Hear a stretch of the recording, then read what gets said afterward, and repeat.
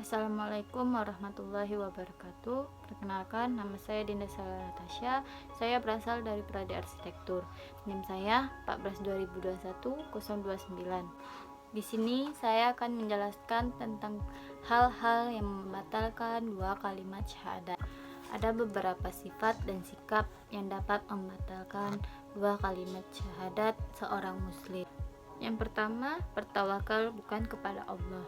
Allah memerintahkan kepada orang yang beriman agar bertawakal hanya kepadanya. Jika ia bertawakal kepada yang lain, maka rusaklah imannya. 2. Syirik dalam beribadah kepada Allah.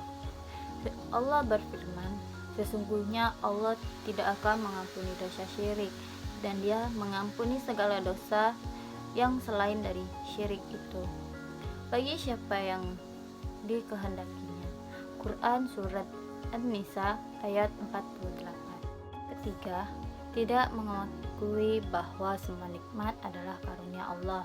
Sebagai manusia tidak memperhatikan bahwa semua potensi yang ada di alam ini telah ditundukkan oleh Allah sebagai rahmat bagi manusia. Dikisahkan bagaimana Quran begitu angkuh bahwa semua harta yang dimilikinya itu bukan pemberian Tuhan, melainkan hasil jerih payah dirinya sendiri. Akhirnya Quran ditenggelamkan bersama harta-hartanya oleh Allah karena ia tidak bersyukur atas karunia Allah padanya. Yang keempat, beramal dengan tujuan bukan karena Allah. Tidak sedikit orang beramal atau beribadah hanya ingin dipuji orang, bukan atas dasar ingin mendapat ridho dari Allah Subhanahu wa Ta'ala. Yang kelima, menetapkan hukum tidak berdasarkan hukum Allah. Manusia tidak boleh dengan sesukanya menghalalkan atau mengharamkan sesuatu kecuali berdasarkan ketentuan Allah. Yang keenam, memperolok-olok Al-Quran dan As-Sunnah. Orang yang memperolok-olok hukum Allah dan Rasulnya dicekam Allah sebagai orang munafik. Yang ketujuh, mengharamkan yang halal dan menghalalkan yang haram. Terkadang demi untuk mencapai tujuannya, seseorang dengan gampang memutuskan sesuatu itu haram atau halal tanpa dalil yang jelas. 8. Tidak mengimani Al-Quran secara utuh. Dalil-dalil di dalam Al-Quran dan As-Sunnah itu terkadang hanya diambil sebagian saja, dan sebagian lain diabaikan karena tidak mendukung kepentingannya.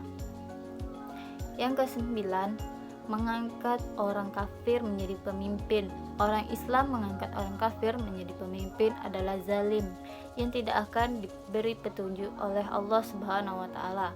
Yang ke-10, suka menyekutukan Allah. Di satu sisi ia menyatakan beriman kepada Allah, tetapi di sisi lain tetap menyebut sesembahannya selain Allah, seperti sesajen di makam keramat dan sebagiannya. Yang ke-11, mengingkari asma-asma Allah. Allah memerintahkan kita untuk senantiasa bermohon kepadanya dengan nama-namanya yang baik.